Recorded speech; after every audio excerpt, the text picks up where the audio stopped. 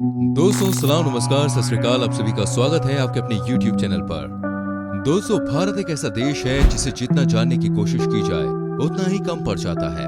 यहाँ पर हर चीज सबसे अलग है। इसी अलग देश में कई सारे धर्म हैं और हर धर्म की अपनी एक कहानी है, अपनी एक पहचान है, अपनी एक आइडियोलॉजी है। आज हम आपको एक ऐसी ही सबसे अलग आइडियोलॉजी रखने वाले अघोरी बाबा के बारे में जानकारी देने जा रहे हैं। कई तो इनका नाम सुनते ही घबरा जाते हैं, लेकिन सच्चाई इसके परे है। इस वीडियो में अघोरी बाबा के बारे में A to Z सारी जानकारी देने वाले हैं। बस आपसे एक छोटी सी रिक्वेस्ट है, इस वीडियो को पूरा जरूर देखें। दोस्तों अघोरी की कल्पना की जाए तो शमशान में तंत्र क्रिया करने वाले किसी ऐसे साधु की तस्वीर जहन में उभरती है जिसकी वेशभूषा डरावनी होती है। अघोरियों के वेश में कोई ढोंगी आपको ठग सकता है, लेकिन अघोरियों की पहचान यही है कि वो किसी से कुछ मांगते नहीं है। और बड़ी बात यह है कि ये तभी संसार में दिखाई देते हैं जब वो पहले से नियुक्त शमशान जा रहे हो या वहां से निकल रहे हो। दूसरा, वो कुंभ में नजर आते हैं। अघोरी को कुछ लोग ओघड़ भी कहते हैं। अघोरियों को डरावना या खतरनाक साधु समझा जाता है, लेकिन अघोर का अर्थ है अ प्लस घोर, यानी कि जो घोर नहीं है, डरावना नहीं है, जो सरल हो, जिसमें कोई भेदभाव नहीं हो। कहते हैं कि सरल बनना बड़ा ही कठिन होता है। सरल बनने के लिए अघोरी कठिन रास्ता अपनाते हैं। साधन पूर्ण होने के बाद अघोरी हमेशा हमेशा के लिए हिमालय में लीन हो जाता है। दोस्तों जिनसे समाज घृणा करता है, अघोरी उन्हें अपनाता है। लोग शमशान, लाश, मुर्दे के मांस व कफन आदि से घृणा करते हैं, लेकिन अघोर इन्हें अपनाता है। अघोर विद्या व्यक्ति को ऐसा बनाती है जिनमें वो अपने पराये का भाव भूलकर हर व्यक्ति को समान रूप से चाहता है, उसके भले के लिए अपनी विद्या का प्रयोग करता है। अघोर विद्या सबसे कठिन लेकिन तत्काल फलित होने वाली विद्या है। साधना के पूर्व मोह माया का त्याग जरूरी है। मूलतः अघोरी उसे कहते हैं जिसके भीतर से अच्छे बुरे, सुगंध दुर्गंध, प्रेम, नफरत, ईर्ष्या, मोह जैसे सारे भाव मिट जाएं। सभी तरह के वैराग्य को प्राप्त करने के लिए ये साधु शमशान में कुछ दिन गुजारने के बाद पुनः हिमालय या जंगल में चले जाते हैं। आगे अघोरियों के बारे में बहुत सारी बातें आपको बताएंगे दोस्तों। अभी आप हमें ये बताइए, हमारी वीडियो आप कहां से देख रहे हैं, कमेंट में लिखिए। दोस्तों हम आपको बता दें कि अघोरी खाने पीने में किसी तरह का कोई परहेज नहीं करते। रोटी मिले तो रोटी खा ली, खीर मिली तो खीर खा ली, बकरा मिले तो बकरा खा लिया, और मानव शव मिले तो उससे भी परहेज नहीं। यहाँ तक कि अघोरी सड़ते हुए पशु का मांस भी बिना किसी हिचकिचाहट के खा लेता है। अघोरी लोग गाय का मांस छोड़कर बाकी सभी चीजों का भक्षण करते हैं, मानव मल से लेकर मुर्दे का मांस तक। दोस्तों घोर पंथ में शमशान साधना का विशेष महत्व होता है। अघोरी जानना चाहता है कि मौत क्या होती है और वैराग्य क्या होता है। आत्मा मरने के बाद कहाँ चली जाती है? क्या आत्मा से बात की जा सकती है? ऐसे ढेर सारे प्रश्न हैं जिसके कारण अघोरी शमशान में वास करना पसंद करते हैं। मान्यता है कि शमशान में साधना करना शीघ्र ही फलदायक होता है। शमशान में साधारण मानव जाता ही नहीं, इसलिए साधना में विघ्न पड़ने का कोई प्रश्न नहीं। अघोरी मानते हैं कि जो लोग दुनियादारी और गलत कामों के लिए तंत्र साधना करते हैं, अंत में उनका अहित हो ही जाता है।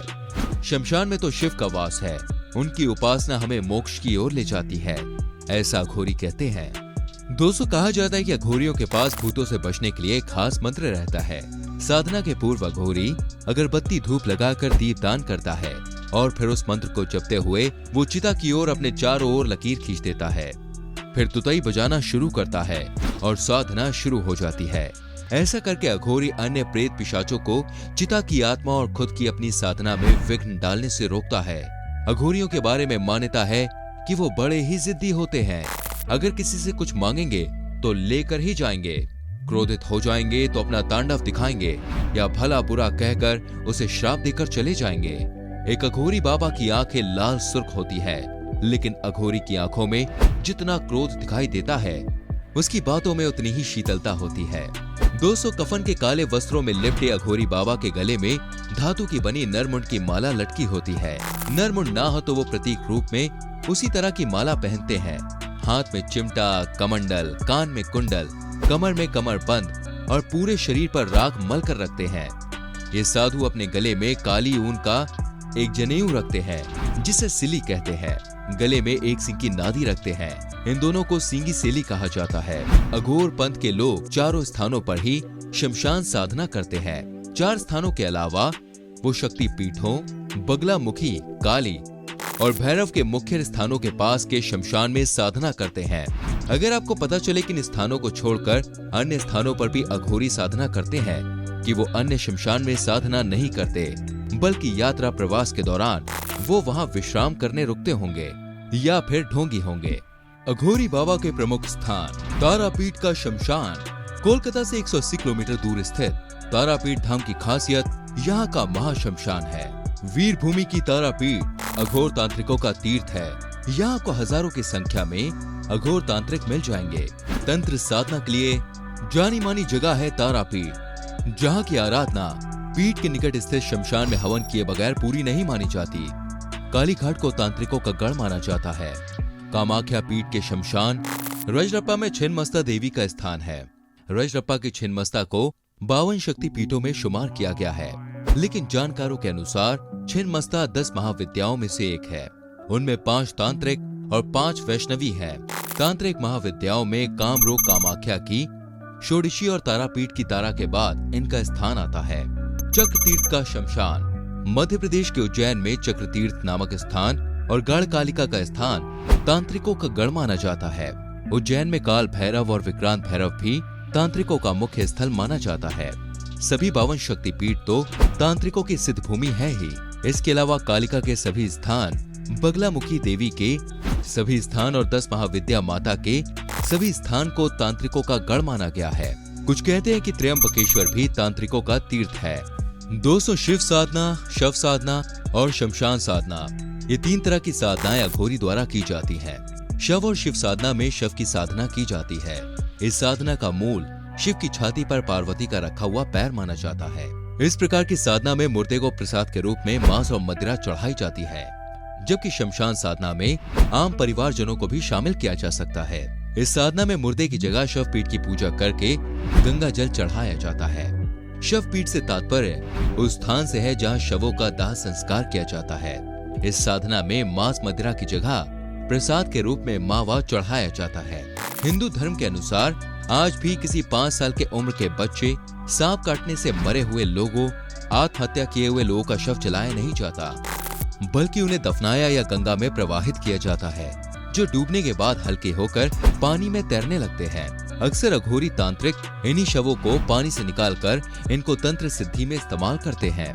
दोस्तों, हो सकता है कि ये बात सुनने में अजीब लगे, मगर सच ये है कि अघोरियों की साधना इतनी प्रबल होती है कि वो मुर्दे से बात करने में सक्षम होते हैं। अघोरियों के बारे में माना जाता है कि ये बहुत ही हठी व गुस्से वाले होते हैं। अधिकांश अघोरियों की आंखें लाल होती हैं, जिनको देखकर लगता है जैसे ये बहुत गुस्से में है, लेकिन मन ही मन वो उतने ही शांत होते हैं। अघोरी काले वस्त्रों व धातु की बनी नरमुंड की माला पहनते हैं। आपको बता दूं कि शमशान में ही कुटिया बनाकर ये रहते हैं और वहाँ छोटी सी धूनी जलती रहती है। जानवरों में ये सिर्फ कुत्तों को पालना पसंद करते हैं। अघोरी अगर किसी से कोई बात कह दे तो उसे हर हाल में पूरा करते हैं। अघोरी मानव मल से लेकर मुर्दे का मांस तक सभी चीजों को खाते हैं। इनका ज्यादातर समय सोने में और रात को शमशान में साधना करने में व्यतीत होता है। कालीघाट में होती है अघोर तांत्रिक सिद्धियां। जी हाँ, तंत्र साधना के बल पर आदमी अलौकिक और चमत्कारिक शक्तियों का स्वामी बन सकता है। इस सवाल का हाँ या ना में जवाब देने के बजाय ये कहा जा सकता है कि आज भी तंत्र साधना की शक्ति पीठों के प्रति लोगों में गहरी दिलचस्पी बनी हुई है। कोलकाता की कालीघाट, वीरभूम की तारापीठ, कामरूप की कामाख्या, राजरप्पा की छिन्नमस्ता जैसे तमाम सिद्ध पीठों को तांत्रिकों की सिद्ध भूमि माना जाता है। ये पीठ आम श्रद्धालुओं के आकर्षण का केंद्र भी है। आइए इनमें से पश्चिम बंगाल स्थित 2 सिद्ध पीठों, कोलकाता का कालीघाट और वीरभूमि की तारापीठ की यात्रा के अनुभव के आधार पर तय करें कि तंत्र साधना में कितनी सच्चाई है और कितना फसाना। तंत्र साधना के लिए जानी मानी जगह है तारापीठ, जहाँ की आराधना पीठ के निकट स्थित शमशान में हवन किए बगैर पूरी नहीं मानी जाती। रात के घोप अंधेरे में मानव खोपड़ी से खेलते तांत्रिकों को अगर आप देखना चाहें तो तारापीठ से बेहतर जगह शायद ही आपको कहीं और मिले। कहा जाता है कि यहाँ सती की दाहिनी आंख की पुतली गिरी थी, इसलिए इस जगह का नाम तारापीठ पड़ा। पुराणों के अनुसार ये मुनि वशिष्ठ की साधना स्थली और कलयुग में तांत्रिक साधक वामाखेपा की साधना स्थली भी है। कहा जाता है कि यहाँ मुनि वशिष्ठ ने देवी का मंदिर बनवाया था, जो कि नष्ट हो गया। आधुनिक युग में जयव्रत नाम के एक सौदागर ने स्वप्नादेश के आधार पर मंदिर बनवाया था। कोलकाता के कालीघाट में कुछ अघोर पंथियों के प्रति स्थानीय श्रद्धालुओं में श्रद्धा भक्ति दिखती है। हालांकि उनकी गतिविधियां ज्योतिष को लेकर ज्यादा दिखती हैं। साथ ही हीलिंग टच चिकित्सा की भी ख्याति है। केवड़तला शमशान घाट को किसी जमाने में शव साधना का केंद्र माना जाता था।